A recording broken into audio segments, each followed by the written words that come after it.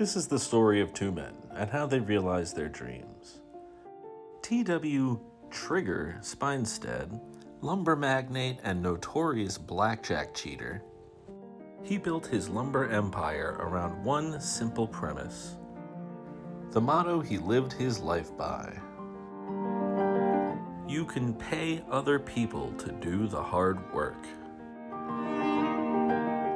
And Robert Charles Ederpt, failed experimental men's footwear designer turned chemical industrialist,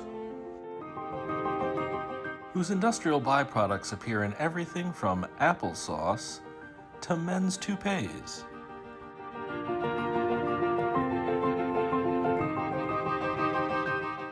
Then one day, at the International Motor Raceway,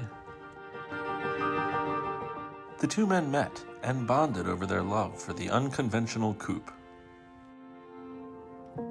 In their conversations, there's something they realized that both of their companies needed: a way to launder money. And thus, Speinsted Ederpt Productions was born. And what began as simple tax avoidance became an empire.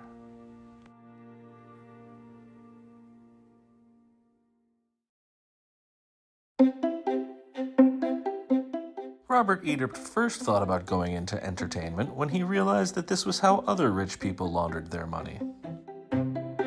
The only problem is he found that animation was too costly and labor-intensive, and that working with human actors can be too temperamental. But Ederpt wasn't about to give up. He fell back on his old knowledge of chemistry.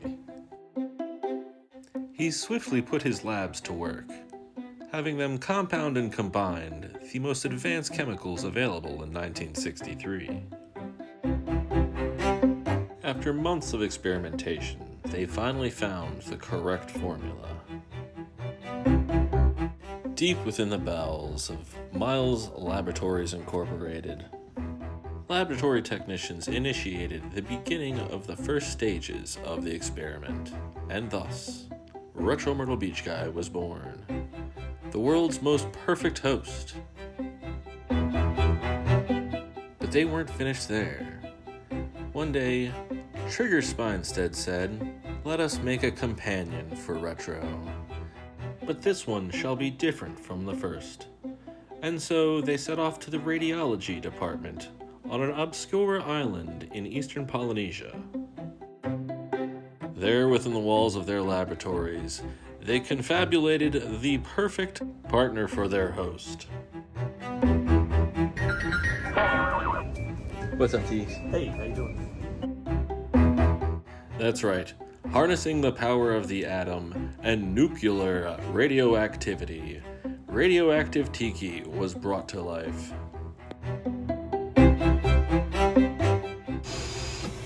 These bars was doing great.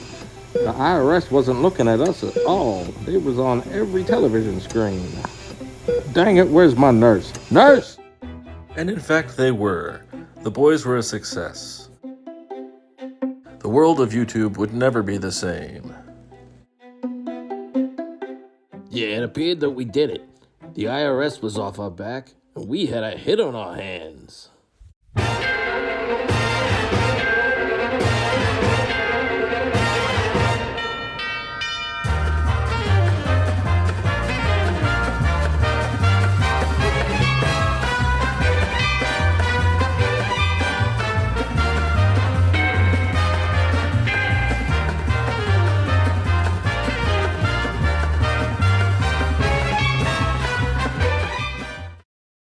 Yes, what does Speinsted Ederpt have next on their hands? Only the gods know.